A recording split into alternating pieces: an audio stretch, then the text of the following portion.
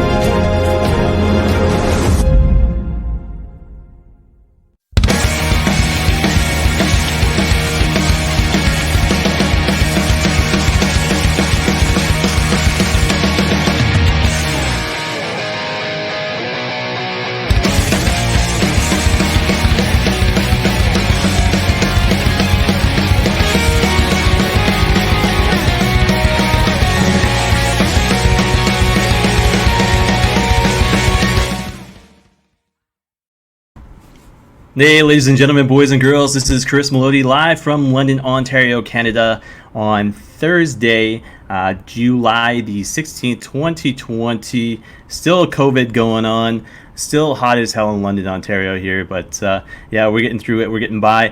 Alongside me, of course, Shawn Bates of the Scumbags of Wrestling. Shawn, how's your week been? Yeah, it hasn't gone too bad. It's already Thursday, so I got one more day at work and hitting the weekend, so no complaints. It's gone by without really anything going on, so yeah, I'm good. Yeah, I was going to give a nice little introduction. But I'm just calling the jackass in Toronto there. So I'm going to bring in Stephen O'Neill. As we're doing this, and I'm doing the there he goes again, Jim Cornette on screen.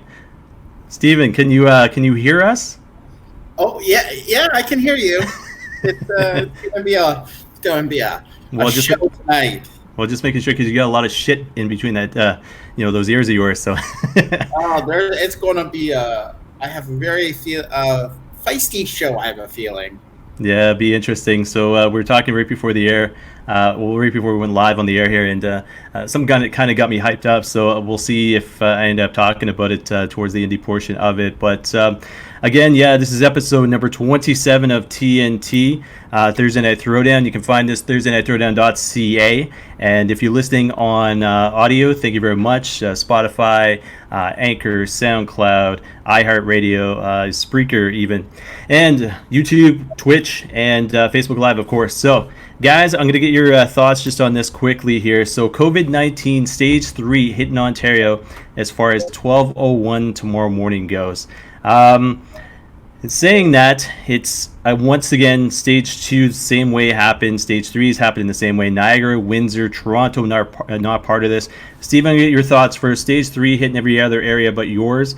How long do you think it's going to take before Toronto gets to have access to everything? We were about 5 days behind from Stage 1 to Stage 2, so I expect next week. I mean, at least here in Toronto, our numbers are going the right way. We have that had COVID cases in it. 5 out of hospitals here, 2 of them are now COVID free. So we have a ton of COVID hospital beds available. I mean, we've been wearing masks since July 2nd here in Toronto. If you go into any business, a mask is mandatory. So, and I know that it's probably coming to London shortly for you guys. I mean, I don't notice it. Yeah, I don't notice the mask. If you like to go grocery shopping and throw on the mask, it's really not a big deal. It's just part of the regular day. I expect next week, honestly, to be into phase 3, and I'm excited.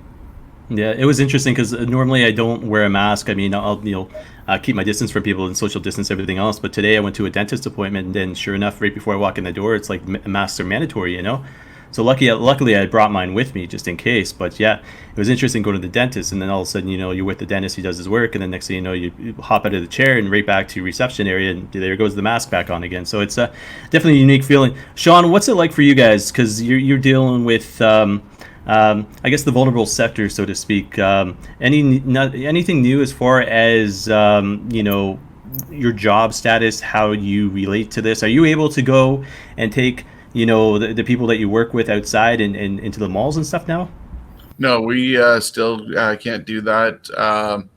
Like our core members can't even go through a drive-through and get their item and enjoy it on our ride back. We have to go back to the house and switch it to a container or a mug from the house before they can enjoy it.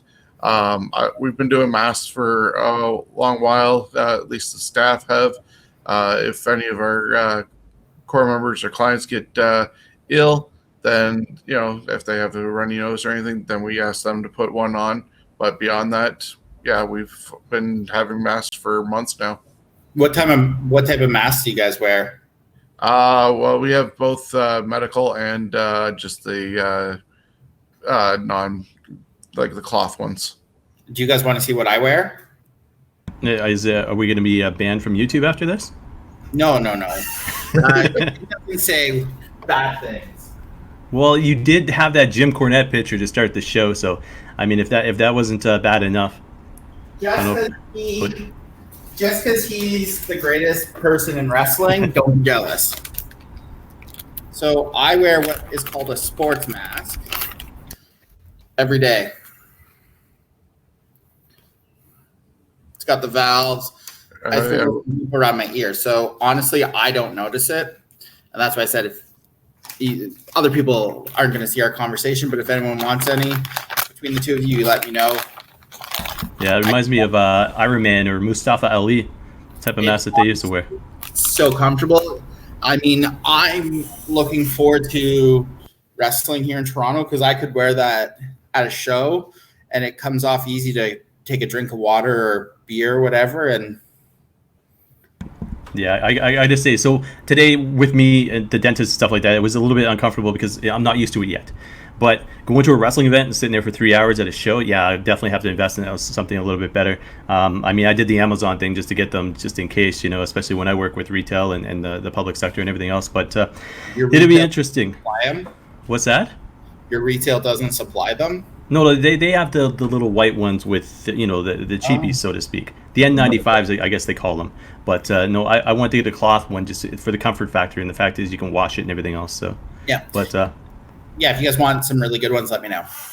All right. We will stop talking politics at the moment because right now, surprising news to me anyways. So New Japan Cup finals took place. I'm not going to go through everything because it is a prediction show here as well. But I'll tell you this. Evil defeated Kazuchika Okada in the finals in New Japan Pro Wrestling to go on to advance to face Tetsuya Naito. Fact is, how do you have two guys in LIJ go for the title? I mean, is it one of those things where we were talking about the Kevin Nash thing on the Greatest Big Man, the finger poke of doom? You know what I mean? Was it going to be like something like that? Fact is, it wasn't something like that. Naito switched sides, so he went from LIJ over to Bullet Club. And next thing you know, all mass chaos is breaking loose because of the fact you've got fans in attendance, which is cool. But the fact is, now all of a sudden, the very next night at oh man, I'm so excited about Okada. But the fact is, next night at Dominion, the fact is you've got now Evil taking on Naito, Bullet Club taking on LIJ, and the fact is nobody knew it was coming. I mean, this is something that I guess had been booked, but because of COVID-19 and everything else, so. Huge news over there in Japan. The fact is they had 3,600 people per show. They had Evil basically turn his back on LIJ and then basically, end up, and you can see in the background there's Evil holding up both titles. A lot of people saying, man, why now? Because the fact is he can't sell. He's not one of those leaders. He's not like a great Muda or Jushin Thunder Liger or Okada, Tanahashi, whatever the case may be. But to give the guy his due, he switched factions. His interview skills are great. And the fact is he ended up beating Naito at Dominion. Guys, your thoughts on, first of all, Evil jumping ship over to Bullet Club. Secondly, fans in attendance in over there in Japan. And thirdly, him taking the titles from Naito. Yeah, well, it's good to see fans. I got a glimpse of a couple of the highlights. I haven't seen the whole event either. I know you sent me a link for it. For the switch, it's something that's supposed to be, I guess, shocking. Perfectly timed with fans being there, so it gave them something to enjoy. And then with him winning both belts, he's in a golden family since his wife or girlfriend, Io Shirai, is the NXT Women's Champion. So they got gold going between them. So why not?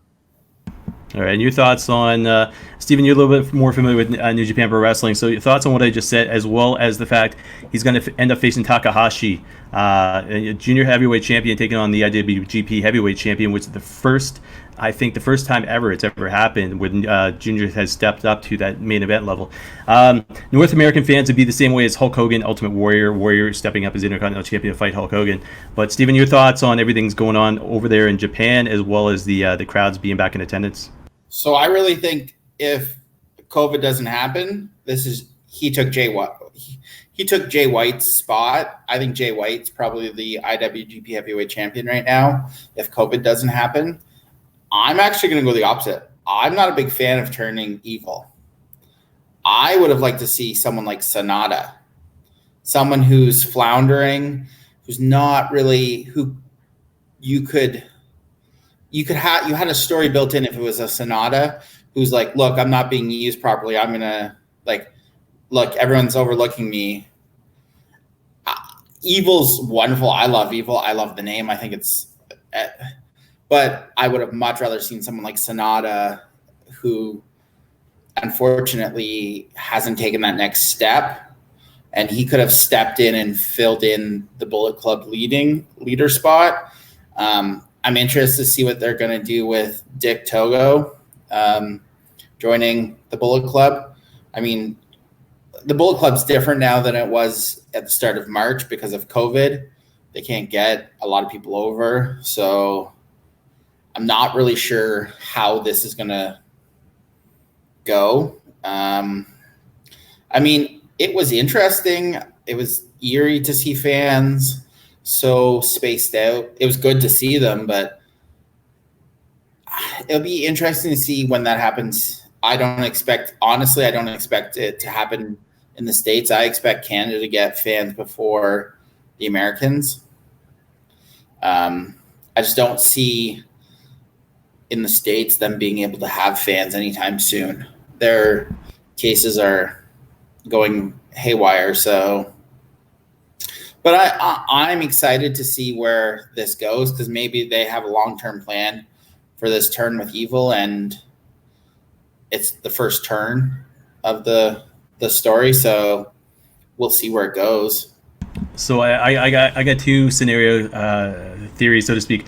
Number one was, what did they do with Kenta? Because one of the last images we saw, Kenta was sitting on top of Naito after he won the championships. He was in that main event picture. Now all of a sudden you got Kenta part of the Bullet Club. You've also got Evil part of the Bullet Club. So how do you or does Kenta step aside at this point?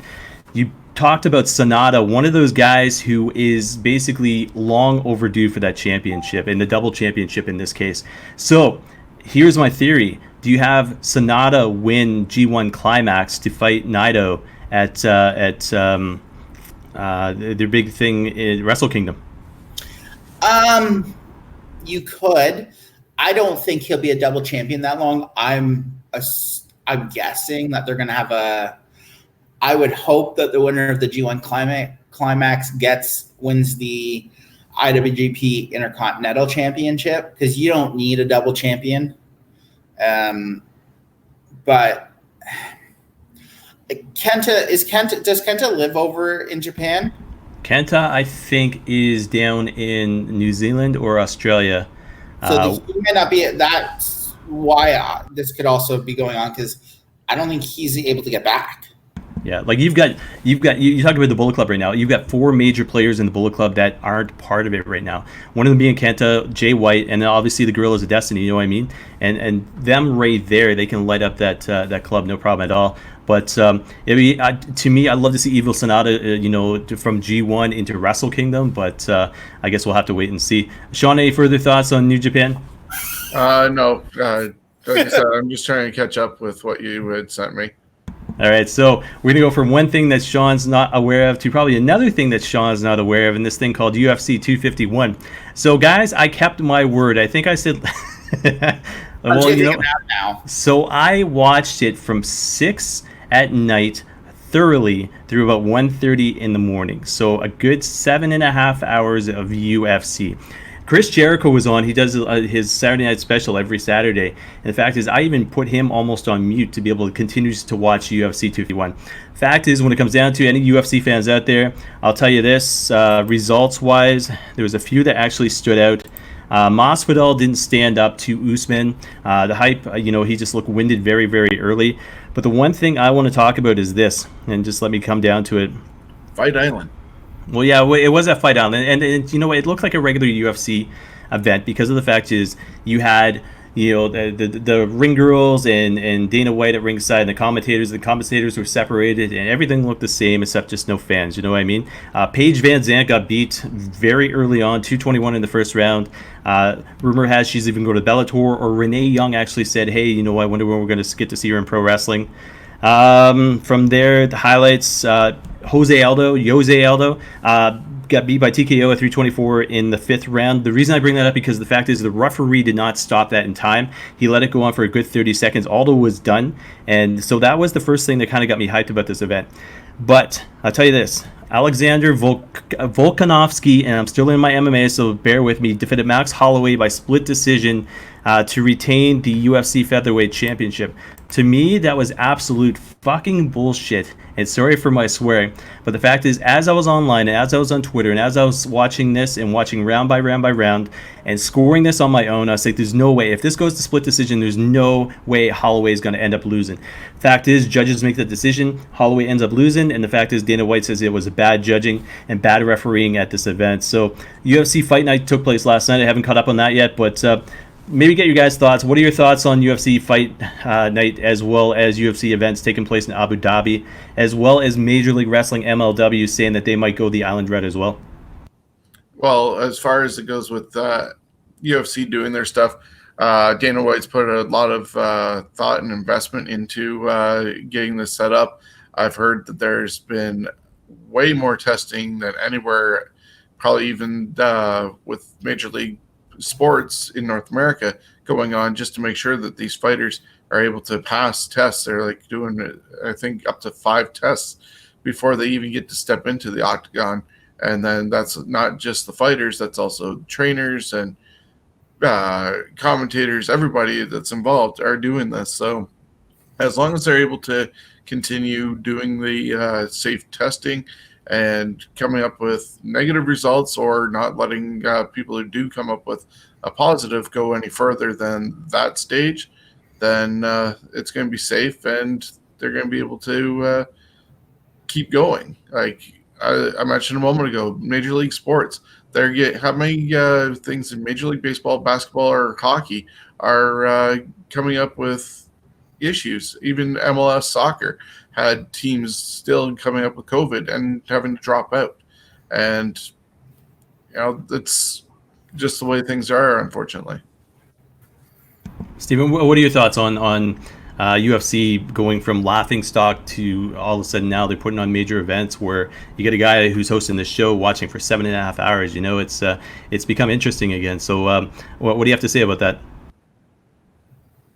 Boring. I'm not a UFC fan. I mean, I think I've just read bits and pieces that the refereeing was bad. It's been bad for a while. The judging is always suspect. I mean, I think the concept of Fight Island is great, but I mean, I know the original things Dana White was putting out was fighting on the beach with the palm trees, but it's actually in an arena. So, I mean, I was a little disappointed that he didn't actually follow through that, but I'm interested to see if MLW does the same thing, but I don't think they will or can. I don't think they have the financial backing. All right. So go ahead. Sorry. I think you'll find, and this is my prediction, at least one mid-size to large promotion will move to Canada and start running their tapings up here. Yeah, that'd be interesting, but they'd have to isolate themselves up here in Canada. So a few more notes on MMA, and then I'll stop boring you guys. But on top of the MLW thing with regards to going to an island, or think about 2021, Puerto Rico or Hawaii, the fact is everything could be back to normal in North America. Filthy Tom Lawler debuts this coming Friday night, so tomorrow night Lions Break Collision faces Rocky Romero, so if you have a chance, check that out at 10 p.m. on New Japan World. EA Sports announced UFC 4 launching August 14th for all you gamers, and Bellator is making a comeback. Bellator 242, Bandejas, I'll get my names better, versus Pettis, Sergio Pettis that is, taking place July 24th, 2020. So guys, we'll touch base on this first before we go real into wrestling. Tammy Sytch arrested for about the 14th time. Surprised? Shocking. Never saw it coming. Surprised. So did you guys see the comment that she made with regards to being a real criminal? You got the cornet face. Yeah. So it was something to do with the fact that she's not out there robbing banks and doing this and that. She's only getting DUIs, so she's not a real criminal. What is it going to take? So we live in a world. Scott Hall is still alive. Jake the Snake Roberts is still alive. Nature Boy Ric Flair is still alive. And yet Tammy Sytch can't get the help that she needs to be a productive part of life. Now I say that because of the fact the last time she was released, what did she go and do? Creates this service account that you can pay and see pics of her. What she looks like today kind of grosses me out, The fact is she's not being a productive member of society, so to speak. She's going back to her old ways as soon as she gets released from prison. I think she was in prison for like a good year last time, and now all of a sudden they're looking at revoking her parole completely, which means she'd have to do her whole complete sentence. Not sure how long or how much is left on that, but guys, let me ask you this. What do you do with somebody like Tammy Sytch who can't seem to straighten up her life? And here's something I thought about. Is it one of those things that she can't do anything but, the porn life, or the selling her body on websites, so to speak? Is it because that's all that's left for her, so she just decides to say, fuck it, I'm going back to jail? Or is it you think she's just maybe mentally that unable to do anything better in life? She's in a rut where it's a revolving circle. She can't get off it, and free rent, food, everything, depending on what type of facility she's in, which she's not doing hardcore crimes, so it's not going to be maximum securities and stuff like that. That opposed to facing the real world. Look at Jake Roberts, how many times he had issues, and he said a lot of it was due to the fact you go into rehab and things are good. You come out of rehab, and all of a sudden, realities of life hit you. Everybody wants something from you. Being in the accountability house over at DDP's, he still had to face reality while trying to get clean. Tammy's not doing that. And so she comes out and she falls into the same trap and goes back to what she knows.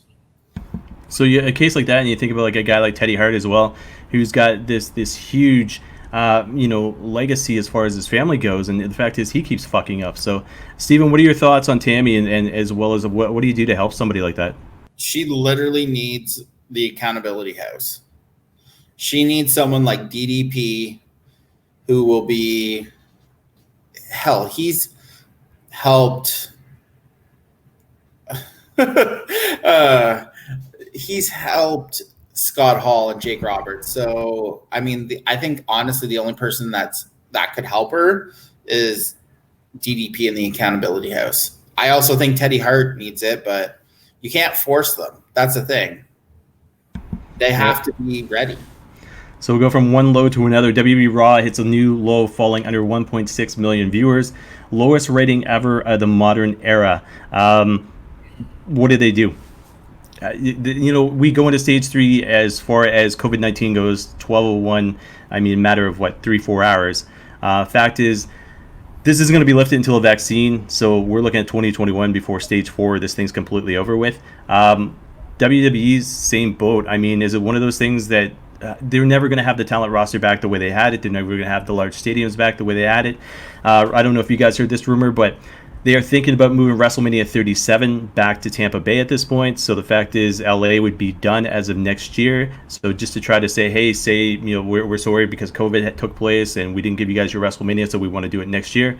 Guys, what are your thoughts on Raw, the viewership, and the fact that they're looking at maybe moving WrestleMania back to Tampa next year? To me, anything that happens during the pandemic, the ratings, I kind of throw out, same as storylines, because honestly, I was watching Raw not religiously, but I'd tune in and watch it. Now I don't even tune in to watch Raw or SmackDown because it's just they obviously can't have all their talent there. It's very boring. So I'll watch it if there's nothing else, but with sports coming back, I will watch less. I think I'm honestly not surprised of the Raw ratings. I don't hold my breath. Yeah, with the ratings right now, it's as you were saying, Steve, and it's sort of the area COVID is going to be its own era in itself. And, dating myself here, but it would be like how Dallas had the years whatever, Bobby, I think, got killed in the shower and all of a sudden he's alive. So it didn't count. It was all a dream. This is going to be like a dream area, and then they're going to have to reset. But the problem is it's easier to get people to watch and build rather than get them back after you've lost them. Like when the Attitude Era was happening, or sorry, Monday Night Wars were happening, there was millions of people watching. Raw's only getting 1.5 million now. What are they doing replacing that? Where are people going? Are they watching something else, reading books? Who knows? But WWE doesn't do them any justice either by the fact that a couple seconds after it appears on USA Network, it's being put on YouTube and over on Facebook of, oh, this is what was going on. It's like, so why do you need to go and watch on any network when you can get it in a replay?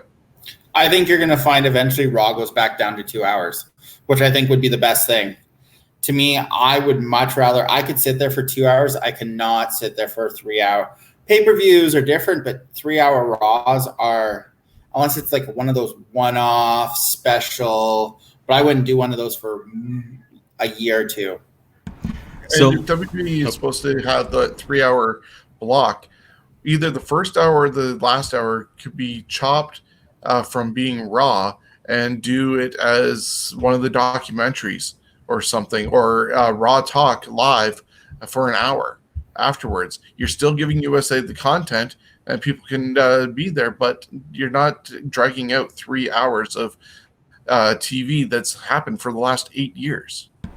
Let me ask you this. So all of a sudden, the month of August hits, Major League Baseball is back, NBA is back, NHL is back, and they're going up against Monday Night Raw, and they've decided for the month of August, they're going 2 hours as far as Raw goes.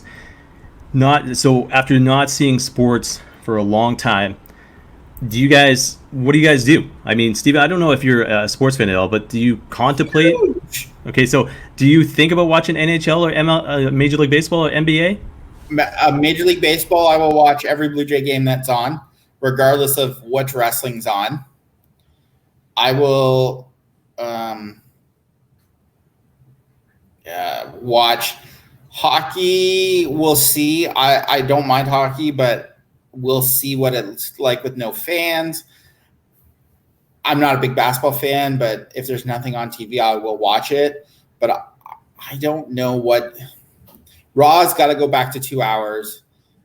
And either I do like the Raw Talk, or there's got to be something. They have classic NWA you could put on. You could put on a highlight reel of OVW of Randy Orton or John Cena, or show some old Velocity. I mean, anything at this point I could watch over that horse shit that we will be talking about, I'm sure, in a minute. Yeah. So, Shawn, what are your thoughts on it? Would you contemplate switching the channel? Probably, because at the same time, like I just said, I can now watch it on demand, Raw or SmackDown, just by going to Sportsnet's on-demand section the next day, or see it in clip form anywhere on YouTube. So, yeah, why would I do that versus something that's live and not doing a replay? That's the same idea that I had, and that people think I'm biased on, when AEW can beat NXT. 600,000 people, or however many, watch NXT, made that solid choice to not watch AEW because AEW only has one run. NXT you can watch the next day. Yeah, definitely be interested. All right, guys, we get 2 shows coming up this weekend. So I wonder what the Wednesday Night Wars ratings will happen when sports happens. I think they're both going to take a huge. Hold on, hold that thought, because in about 5 minutes I'll let you go off, because we'll talk exactly about that, how sports affects Wednesday nights. But guys, 2 pay-per-views this coming weekend. Slammiversary is one of them. Tommy Dreamer taking on Moose. Knockouts Gauntlet match taking place. Taya Valkyrie, Susie, Madison Rain, Rosemary, Jessica Havoc. A lot of women involved in that one there. Willie Mack defending the X Division Impact Championship against Chris Bay. Jordan Grace defending the Women's Championship against Deonna Purrazzo. Then we've got the North Canada Zone taking on Callahan and Shamrock, defending those titles.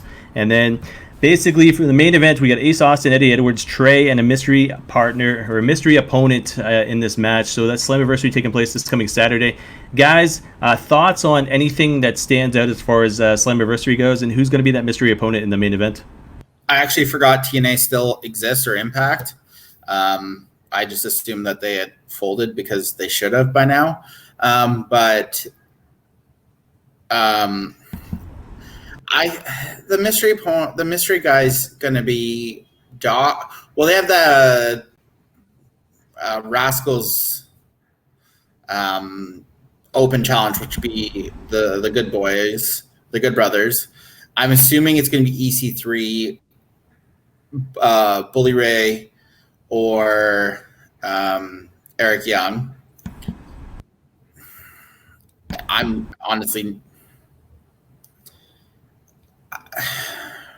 they had a shot. They could have had. They're just.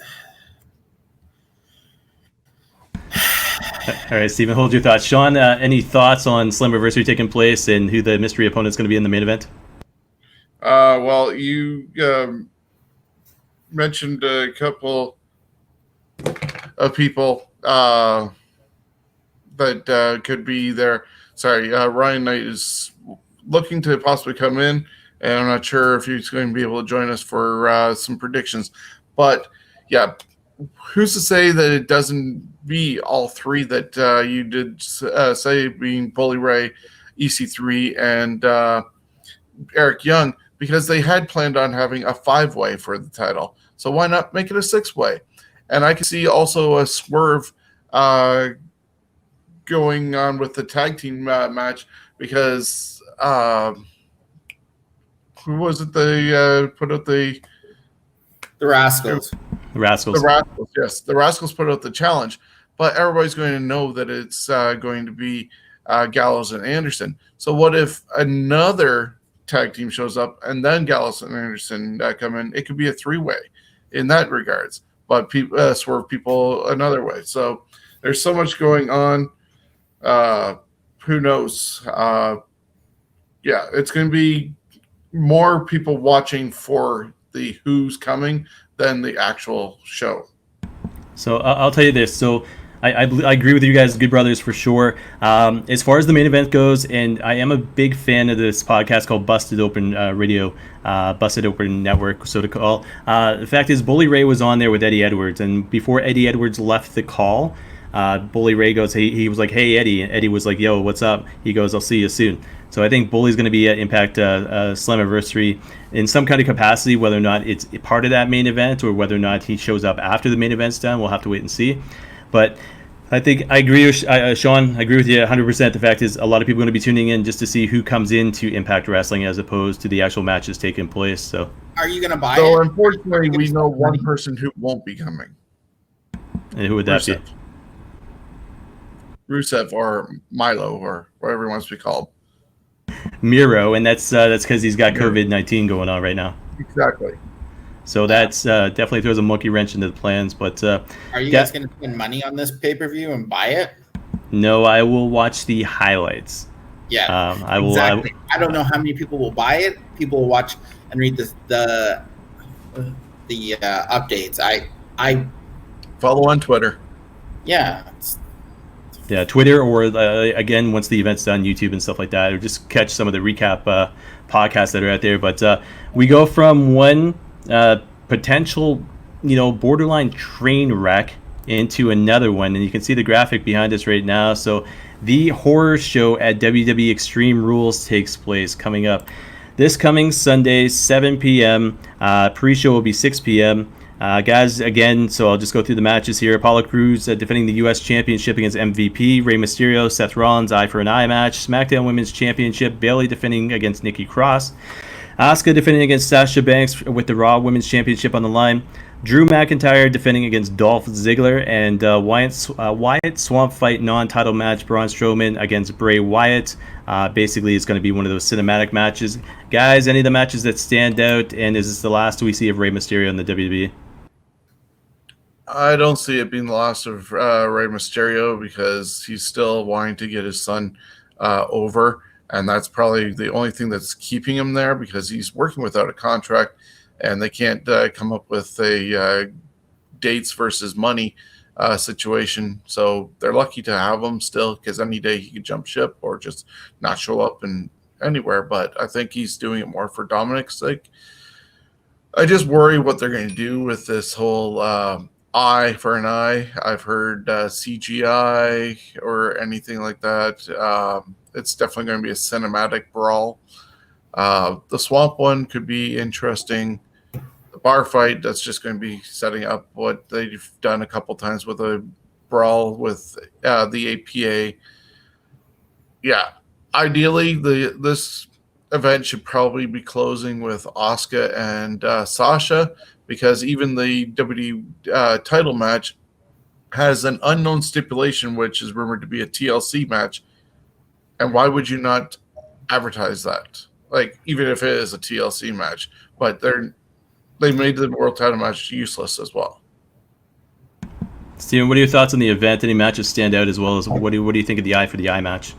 Oh, I think it's going to be bad. Oh, I will shit on any company that produces horse shit. And I'm hoping that Drew Galloway or Drew McIntyre, Dolph Ziggler, if they weren't putting a stipulation on it, could be an amazing match. But of course, they're putting a stipulation. I have low expectations for this card. And I mean low, like AEW level low. Yeah, I'll tell you this. I've been subscribed to WWE Network for years and years now, and the fact is I don't know if I'm going to be watching this. I think the Swamp fight, I think, would be the best part of the show. Asuka versus Sasha should be good as well, but it's not like something that we haven't seen before. But again, WWE, the horror show at WWE Extreme Rules 2020 taking place is coming Sunday live, 7 p.m., and pre-show at 6. Just a few more notes here before we go into the AEW versus NXT stuff. Undertaker Last Ride returns to Tales from the Dead Man, premiering this coming Sunday, streaming immediately following the horror show at Extreme Rules. Another piece of note, Cauliflower Hour Club officially cancels the 2020 reunion. That is good, because there was a lot of people kind of upset that they're possibly going through with that.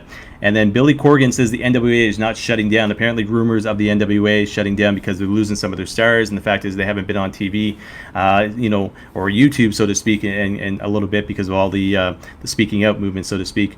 Last little bit, New Japan Road 2020 taking place on the 20th, so a couple days from now. So if you have New Japan World, definitely check that out. Steven, you still with us? He's disappeared when we're about to talk AEW versus NXT. So anyways, AEW and Fight for the Fallen took place. 788,000 watched it. And the 18 to 49 demo, and I bring this up because... Oh, Steven's yelling about that. We're just going over the stats, the ratings, but 18 to 49 demo, and Dynamite averaged a 0.29 rating, up 3.6% from last week. Best number for the show since May, and it ranked 5th for the night on cable. I bring that up because it is relevant, but I bring that up because the fact is Jericho touched base on it and said the fact is he's going to increase the demo. Obviously, he did a little bit, but repeat. AEW last night, 788 versus NXT that had a main event of Io Shirai and Tegan Nox, 631. So basically, NXT got their asses handed to them. WWE got their asses handed to them this week between SmackDown last Friday, Raw on Monday, NXT, this week. So because we're Canadians, we watch basically AEW pretty much in its entirety, because the fact is, unless we're streaming it, we can't see NXT until the very next night. Shawn, I know where Steven's thinking, because the fact is he was making comments last night as the show was taking place. You with us still, Shawn? Yeah, I am. No, I sent you a message. Sorry. Yeah, I watched AEW last night. I fell asleep during the six-man tag team match, unfortunately, or fortunately.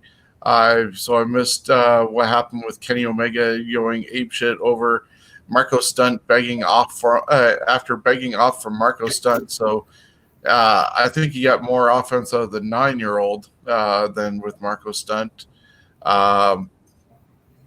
I was not surprised that Vicky Guerrero is the manager after hearing the interview that George Mackay had done with her over on Straight Talk. So, yeah, just some of the stuff, especially that six-man tag, because I did watch it later on, it's too set up. Like, it's not fluid. That stupid overly used Canadian Destroyer now as a pop-up thing from the ropes. Just to do it, it's ridiculous.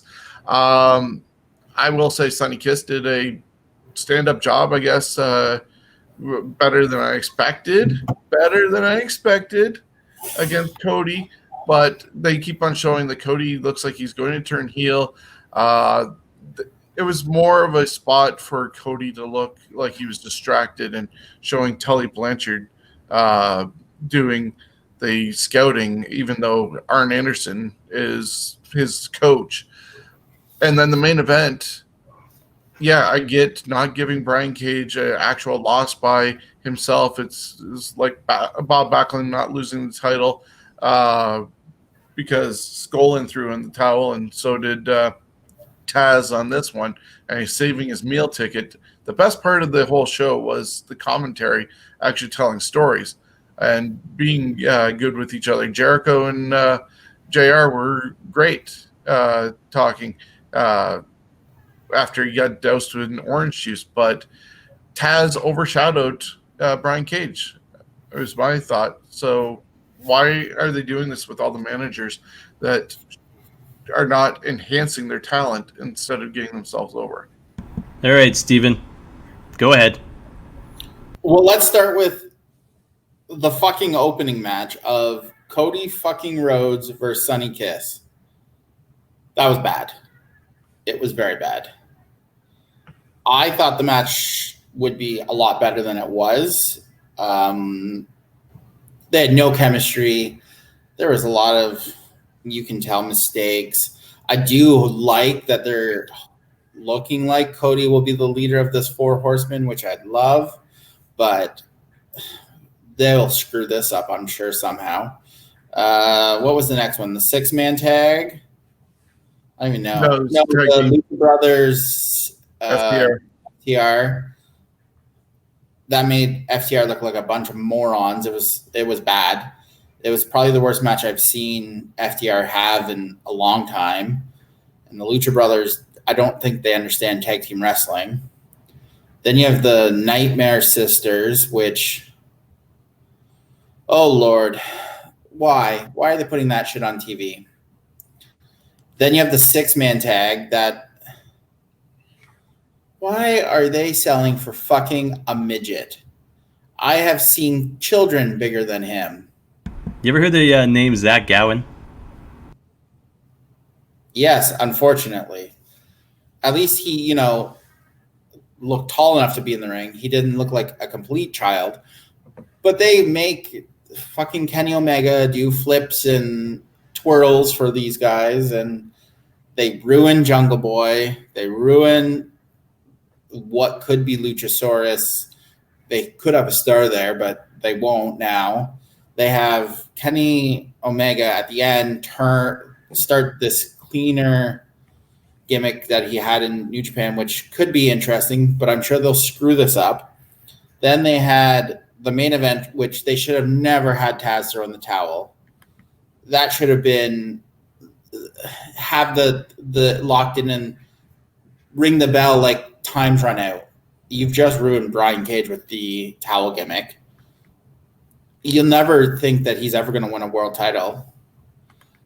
Vicky Guerrero as Nyla Rose's manager is interesting, but again, I would have much rather seen someone who's already there take over. It's just not. It doesn't surprise me AEW won the night.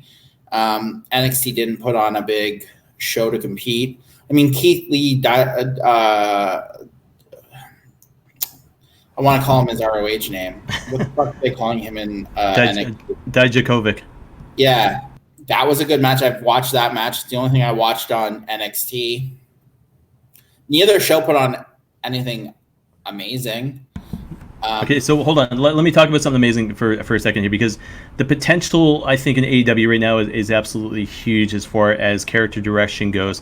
They've touched base on Kenny Omega. I'm an Orange Cassidy fan, so I love the fact of what he's doing with Jericho, because Jericho, how many more years does he have left? You know what I mean? But I'm going to ask you guys this. Four Horsemen, if they decide to reinvent that group in AEW, Steven, who are your four that are going to be in that group?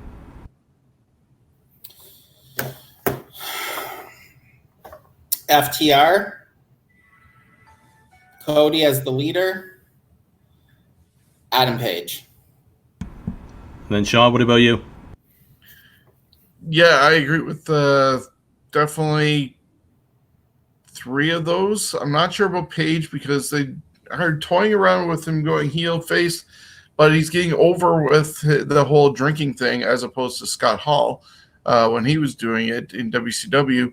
But, there's always still Shawn Spears. And with what they did last night with Kenny Omega, he could be the 4th person. But definitely I see it being Cody and FTR.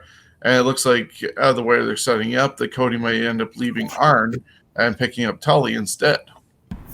See, I got to go 3 of the 4 for sure, but I got to say Cody no, Shawn Spears yes. So the 4 horsemen, so to speak, is going to be Shawn Spears, Hangman Page, and then FTR. And then you've got basically the Brain Busters backing these guys up because Arn Anderson is going to ship over to the other side. It'll be interesting, that and then like the Omega factor, and then all of a sudden the way the FTR won last night was pretty cool because the fact is you can see FTR's got championship reign in their future, and I think that's where all of a sudden the Young Bucks FTR feud takes place. Guys, we're going to touch base on independent wrestling because like I said at the very beginning of the show, I found out something that I wasn't too happy with. So I will do this first. I will talk about independent wrestling happening once again in Canada because this is kind of cool. And we got Ryan Knight stepping in all at the same time. So perfect segue. I'll bring Ryan in right after I do the dates here. So RCW Friday night fights taking place Calgary, Alberta, July 17th, 24th, 31st, August 7th, 14th, 21st, 28th. RCW Saturday night fights taking place Edmonton, Alberta, July 18th, 25th, August 1st, 15th, 22nd, 29th. We got Pure Power Wrestling. Sorry, Mike Maloney, taking place in Lethbridge, Alberta. PPW Summer Sizzler. It's been a while since I did this. Saturday, July 25th, 2020, and then we get a few events by CWE. Winnipeg on the 7th of August. Morden on the 8th of August. Medicine Hat, Alberta. 13th of August, we got St. Albert, Alberta on August 14th. Grand Prairie, Alberta on August 15th. Monster Pro Wrestling comes back to Alberta on August 8th at the Alberta Avenue Community Hall there in Edmonton. And then ECPW, so East Coast Pro Wrestling, Saturday, August 22nd, Reserve Mines, Cape Breton Island, Nova Scotia. Going to set a shout out right now to Big Ben Ortmans, who's got his own podcast out there. Recently interviewed New Scott, who was huge down there in the Maritimes as far as doing promotional work goes. So before we get into some FWT talk, and I'm going to bring in Ryan here because I just want to, well, first of all, introduce them. So Ryan Knight with the show once again. How you doing? Not too bad, guys. Sorry about that. I know I got that link a while ago, and my phone was on Do Not Disturb, so I was interviewing Tyler Turba earlier tonight, so I had no idea. So I'm sitting back, like, I guess they're not sending me the link.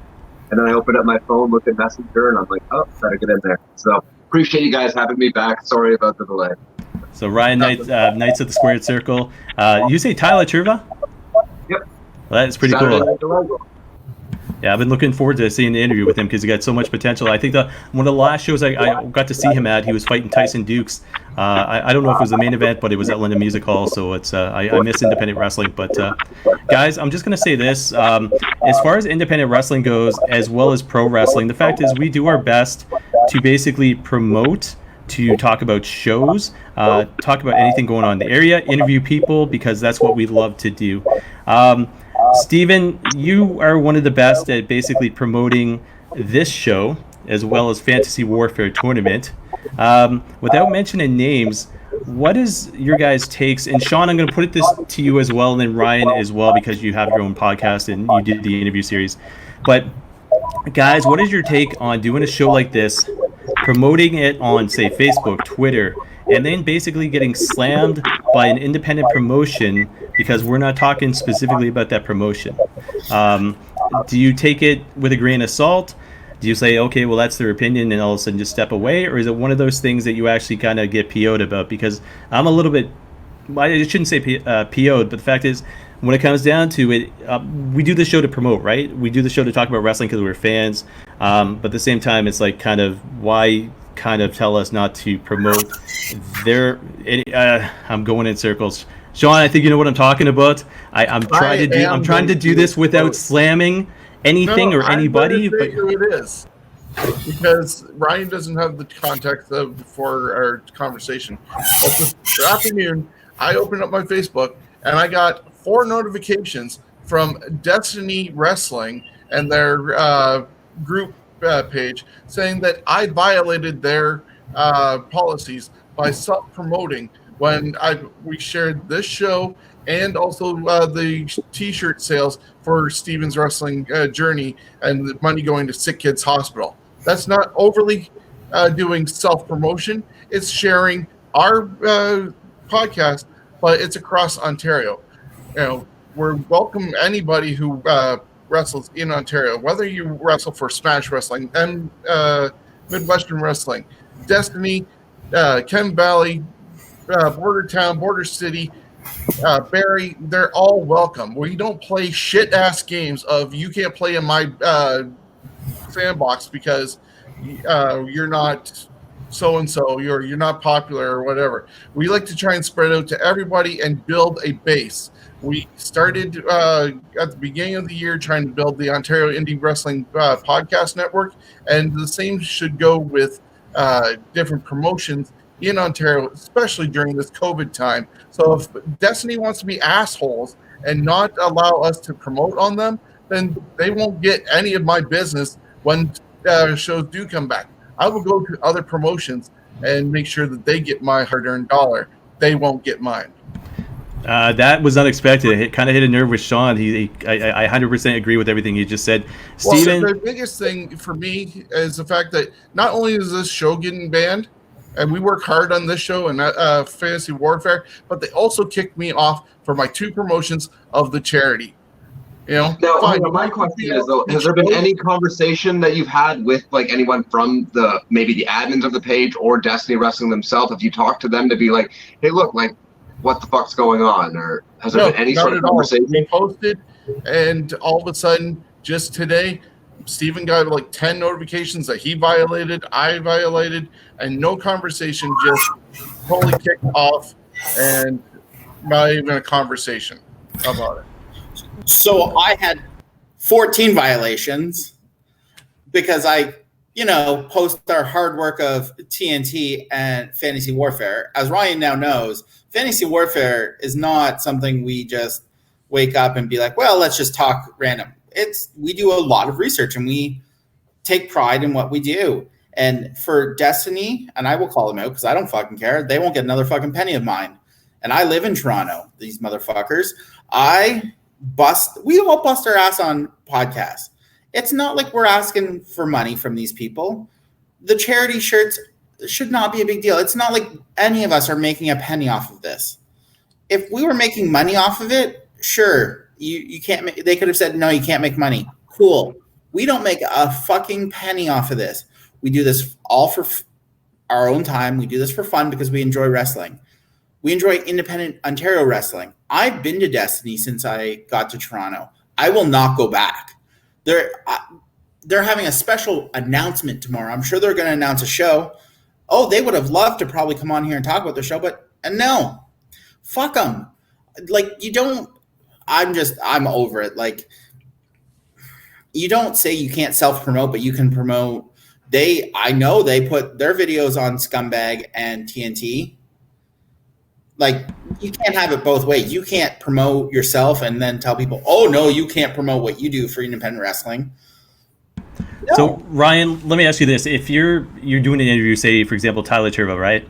And all of a sudden you go to, I'm not going to talk Destiny right now, but I'll talk Smash Wrestling because the fact is I've seen Tyler Turbo wrestle for Smash Wrestling, on a few occasions.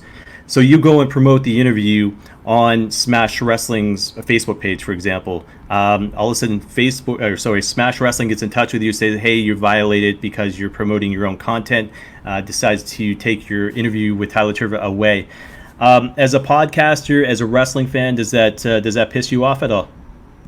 I mean, it's certainly, I can't say it wouldn't piss me off at all. But would I take it personally? I mean, it's just, that would just be shitty business the way I look at it. It's shitty business.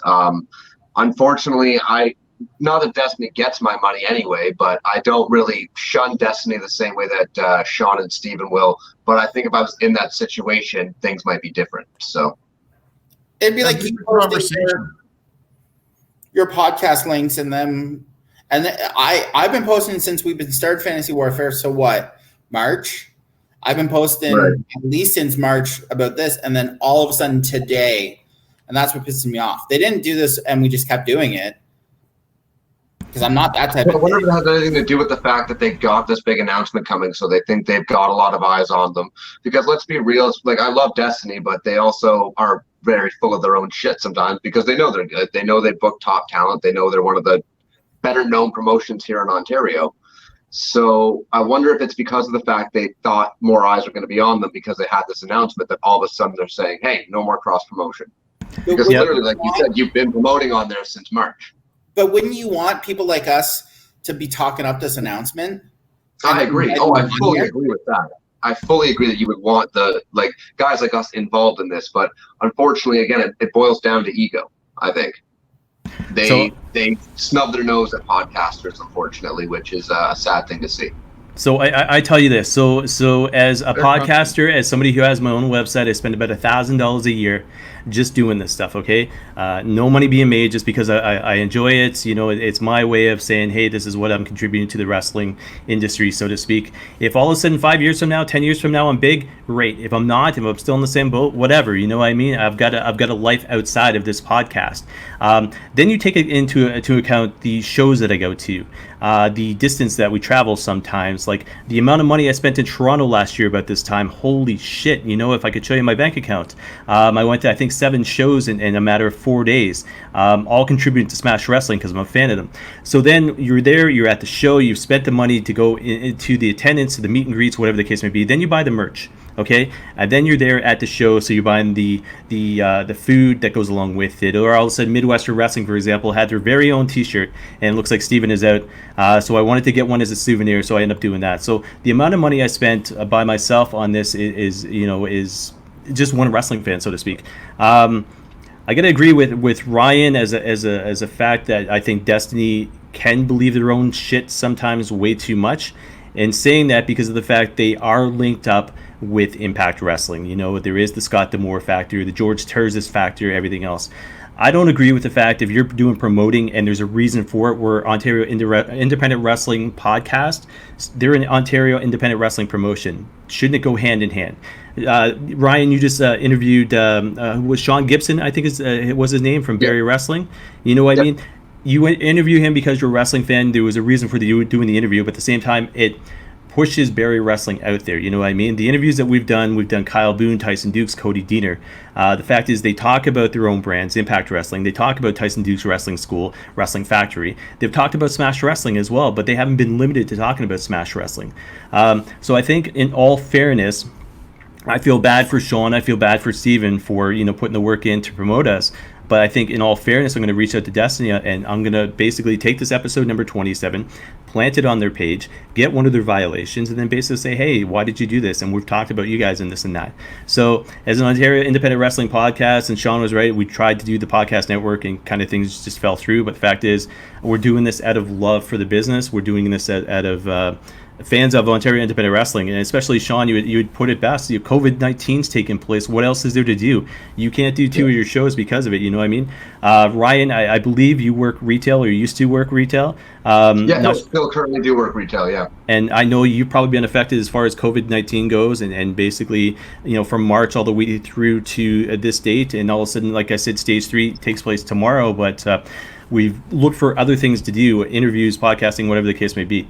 And Tyler Turva is one of those wrestlers who I love seeing in the ring because the guy is super talented, but he's got a job as well. I think he's a PT at Good Life Fitness, you know what I mean? I don't know if he still does it, but he used to. And the fact is, if he's still doing it, if he's still a personal trainer, he was taking a hit during COVID as well. So definitely interesting to hear about the Destiny stuff. I am going to reach out to them to find out exactly what's going on. Well, and a real quick story with Destiny as well. Like sorry to cut you off there, Shawn, but I reached out about 6-7 months ago, and this is at that point I've been working into the industry for about 8-9 months doing this show, And I reached out and just said, hey guys, I'd love to work with you. I'd love to come out, cover some events for you, and just basically promote you guys. Never heard a word back, so I just took that as a okay. And from there, I never went to a show. I'd love to go out and buy a ticket to their show, like even just promote it that way. But with no sort of contact, with no sort of like, hey, any sort of just recognition for what you're trying to do to help them, it's tough. So I'd love to work with Destiny, and I think Shawn, you would agree, even given what just happened. But unfortunately, with the current circumstances, it's just a little bit rocky waters.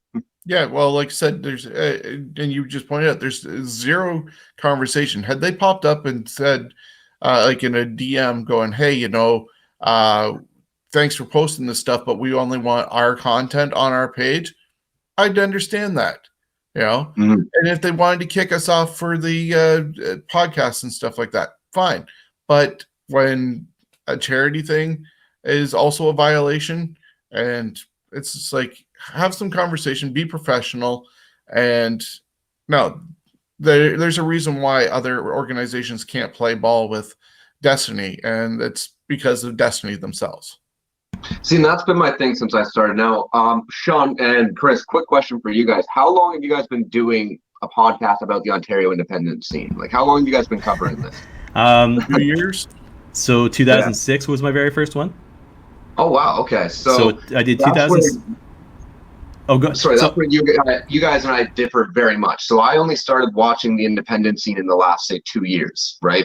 I've been a lifelong wrestling fan, but I only started covering the independent scene in the last 2 years. And what I've been trying to figure out is why all these promotions can't work together, why it's not, hey, if you guys all fucking banded together, you'd be able to promote yourselves a hell of a lot better. You'd all of a sudden have a scene here in Ontario that's even more lively than it already is. And it's the way it is because of guys like us and the fans.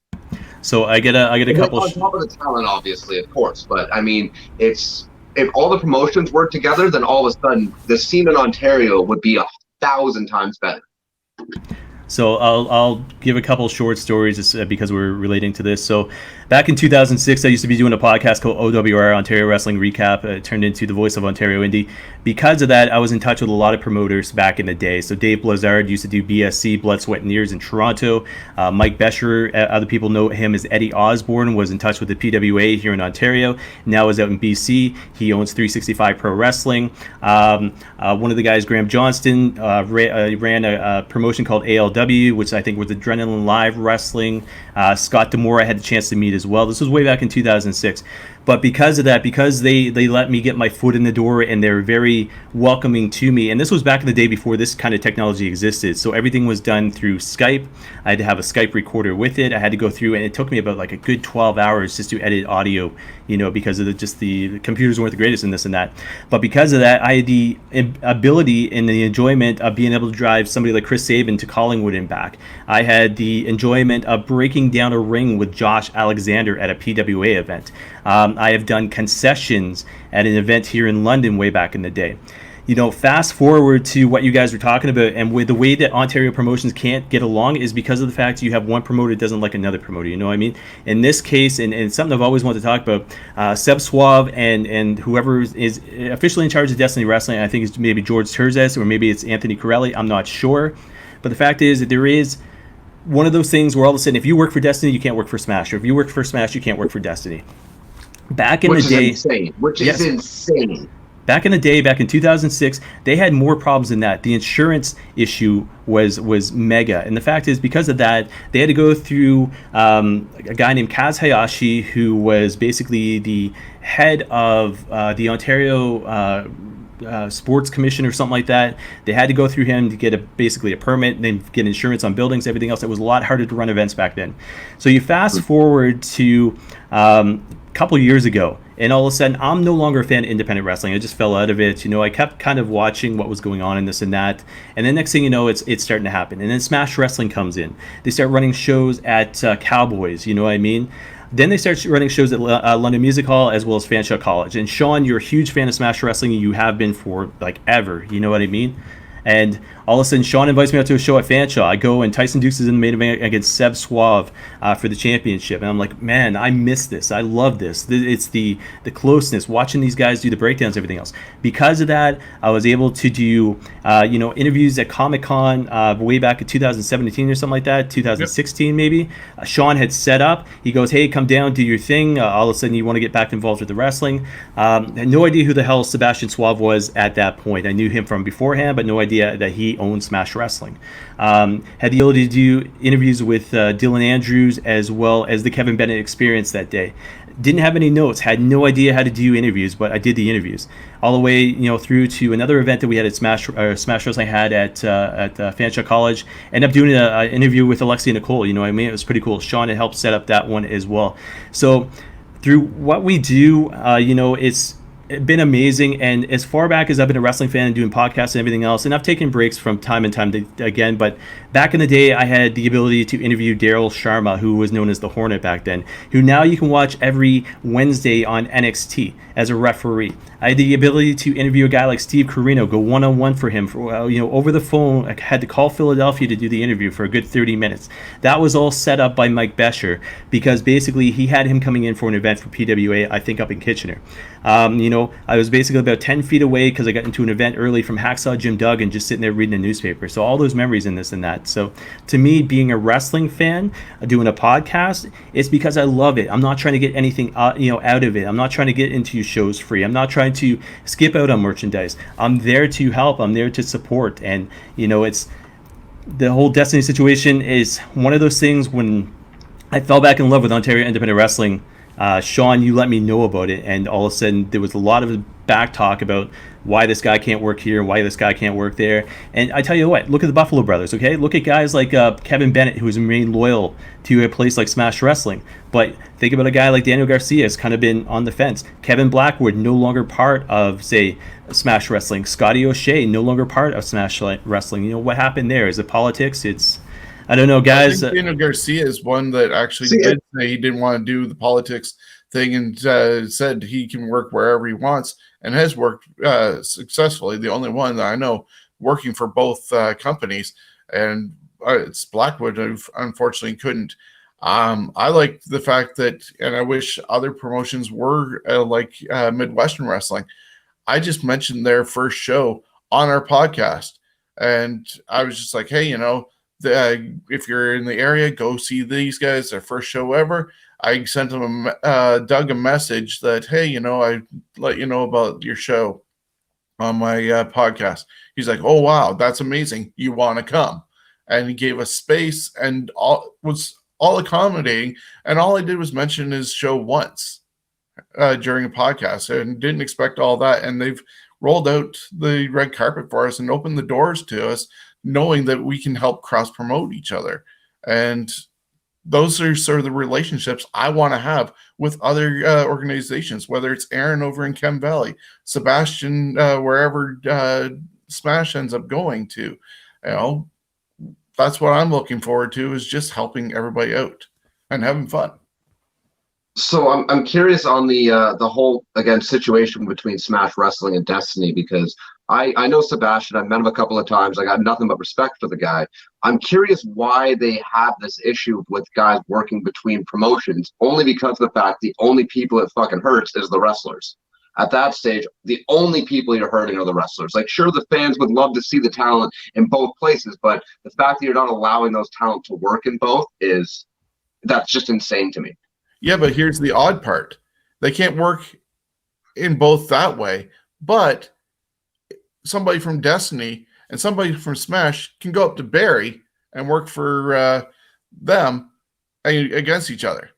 So and it boils back down to an ego thing. It's because, and again, no disrespect to Smash Wrestling, but they're a promotion that has worked very hard and is one of the top promotions, again, in Ontario. So they want to be better than Destiny. And I think the two of them are just competing, and for that reason, you're seeing this issue. So yeah, so probably the only time I'll mention this name on this show, Mark Anderson. You aware of that guy, Shawn? Not offhand. So Hardcore Wrestling Federation. Oh, yes. So here's the thing. 2014. Yeah, so HWF existed back in the late 90s. Saw an event in Medway Arena, got to see the Iron Sheik, Nikolai Volkov, Honky Tonk Man, Muckin Singh, who was Bastion Booger, rest in peace. But the fact is, there was a show that happened there, and all of a sudden Mark Anderson was playing that power play card. He was like, if you work for me, you can't work for somebody else. So all of a sudden, Fanshawe College has a show in their gymnasium featuring Rhino, and I think Scott D'Amore is part of that as well. Mark Anderson put his foot down, and I forget who the talent was, but he was like, if you show up at this event, don't ever work for HWF again.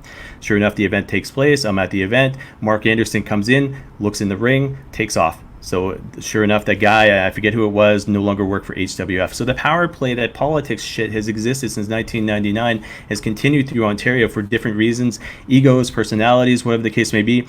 You guys mentioned Seb Suave, nothing but respect for what he does and everything he does in the ring and outside the ring and who he is as a human being. I'm Facebook friends with him, so I see his family life, and such a love for his wife and his kids and everything else.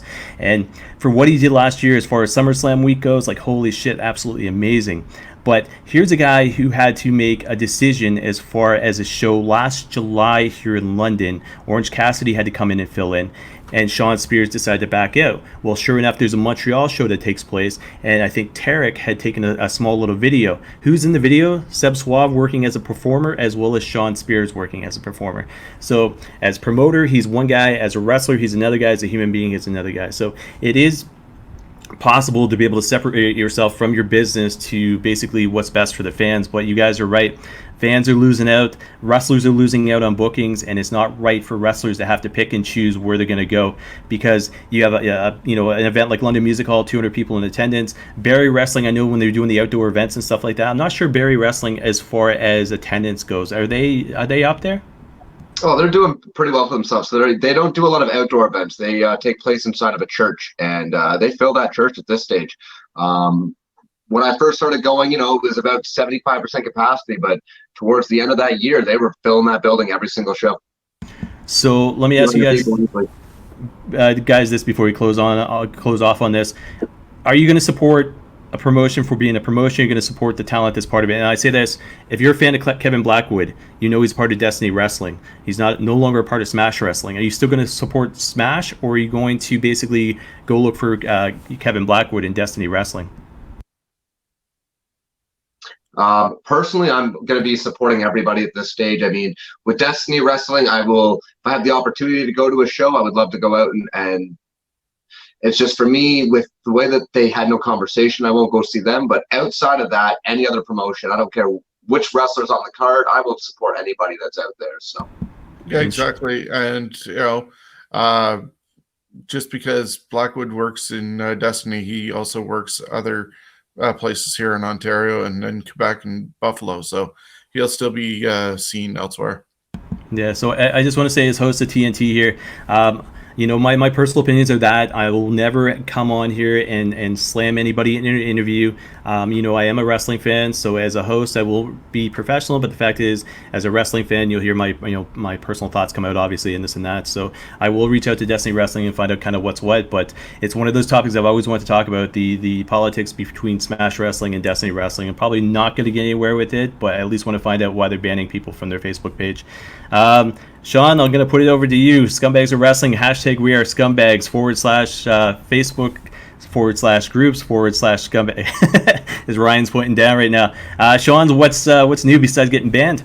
I just put out episode 112, where I got up to as far as this Saturday's Impact Wrestling card, and looked at Fighter Fest and Great American Bash both weeks, because I took a week off.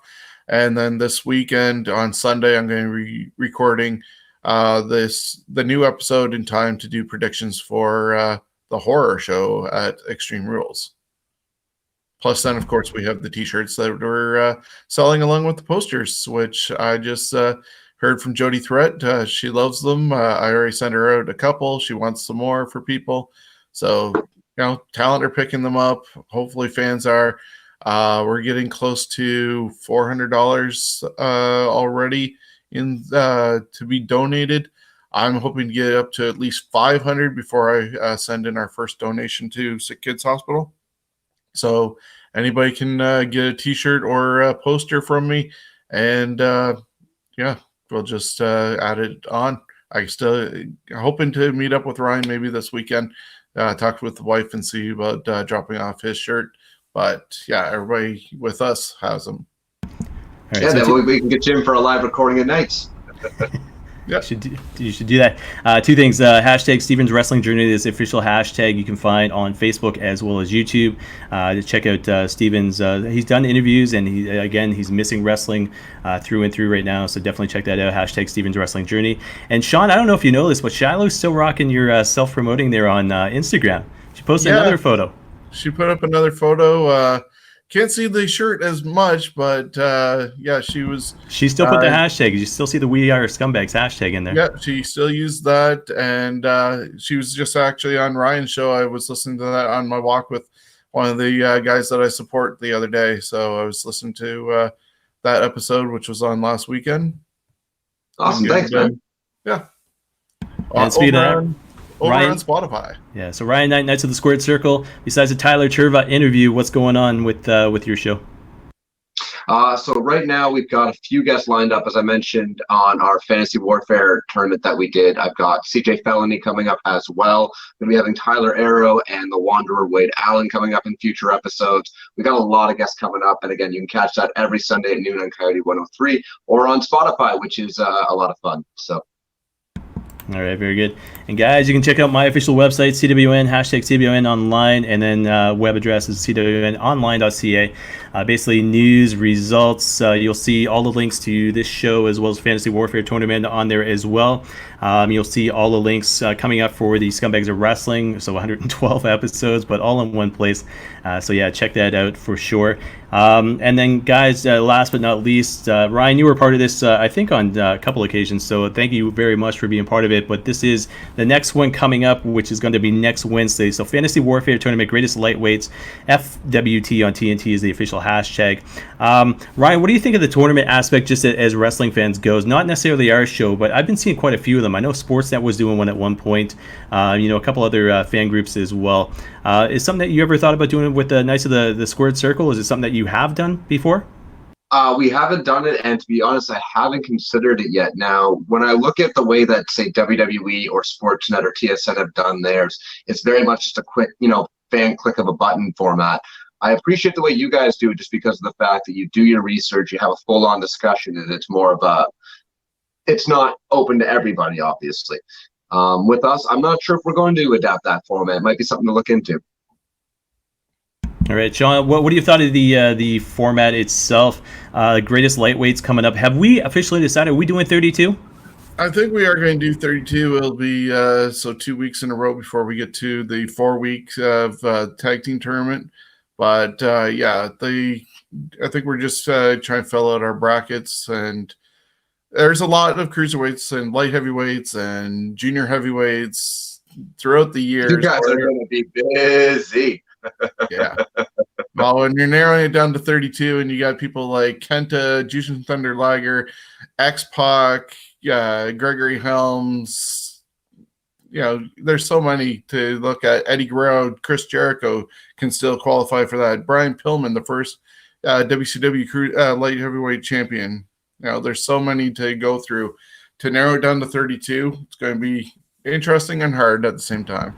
So do we officially decide, are we going, and is it champions or just lightweights in general? Maybe lightweights in general, but most of them are going to be champions anyways, for any recognition.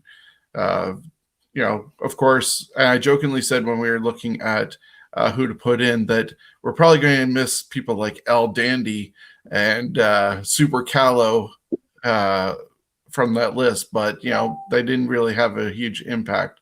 So, yeah, just as I said, you got a lot of the Eddie Guerreros out there that are going to make it into this list. Yeah. So it just looks like Greatest Lightweights, but every Wednesday, 6 p.m. on YouTube, you'll be able to find us there, besides what we're doing here. So again, Thursday Night Throwdown.ca is the official website of this podcast, and it's been an interesting, fun episode. I wasn't going to go nuts like Shawn did, but actually I'm glad he did because it gave us some good talk going on there. But Guys, it's been great. It's been fun. Check out Ryan at Knights of the Squared Circle. Check out Shawn at Scumbags of Wrestling. Of course, scumbags.ca will give you links as well. But the best way to find both Shawn and Ryan, I think, at this point are through Facebook. And there you go, Ryan pointing at the sign, Knights of the Squared Circle. Guys, it's been fun. Looking forward to doing something more with you. Shawn, I think you should do an interview or slash podcast to podcast thing with Ryan if you're going to deliver goods to him. I'm hoping so. We'll see what the weekend has. I might be Sunday at the latest because my wife's working and won't need the car. So I'm going to throw this out. Two more things before we end the show. Number one, I will always support an independent promotion as long as I have the means to get there. Some of the Destiny shows, Barry shows, I've wanted to go to, but Barry, I'll tell you this, from London, Ontario, is about a 3-hour drive, as well as Destiny, it's a 2-hour drive, and a lot of times they'll do it on a Sunday night where I got to work at like 5 a.m. on a Monday morning. So it's absolutely sucks. Yeah, that's the big difference too, is depending on your work schedule. Like, I'm fortunate enough in my line of work that I can book a day off. So if I know, a couple weeks in advance, I can make that 2-3 hour drive because I'm not too far. I'm in Stratford, so for me, Barry's about 2.5 hours away. I've made Toronto shows for Smash and returned on a Sunday night in time to go get 4 hours sleep and go to work. I'd hate to have to kick you off the show before we say goodbye. I'm good. Anyways, the last thing I want to mention as well is so we've got 3 podcasters on here right now. I know StreamYard gives you the ability to have up to, I think, 10 people in total, including the host. So I think if you guys are cool with it, and something I'll look into is having an all-podcaster episode and not necessarily doing anything about TNT, but just talking about Ontario independent wrestling in general, why we're fans, why we do the podcast, some of the greatest interviews we've had, some of the worst interviews maybe that we had as well, but getting guys like George Mackay involved as well as Justin Gamate. I want to end up pronouncing his last name proper, but would you guys be game for that? I actually just did an interview with him earlier today too. So I'm going to be on Gilmy Talks episode. But what we should do, I love that idea, Shawn. I'm not sure if you're one of the admins of the Ontario Independent Podcast Group Facebook page, but I know I am. We could do it through that page, if anything. Yeah, for sure. Yeah, that would actually be perfect because I forgot all about that because we could do a live stream right to there.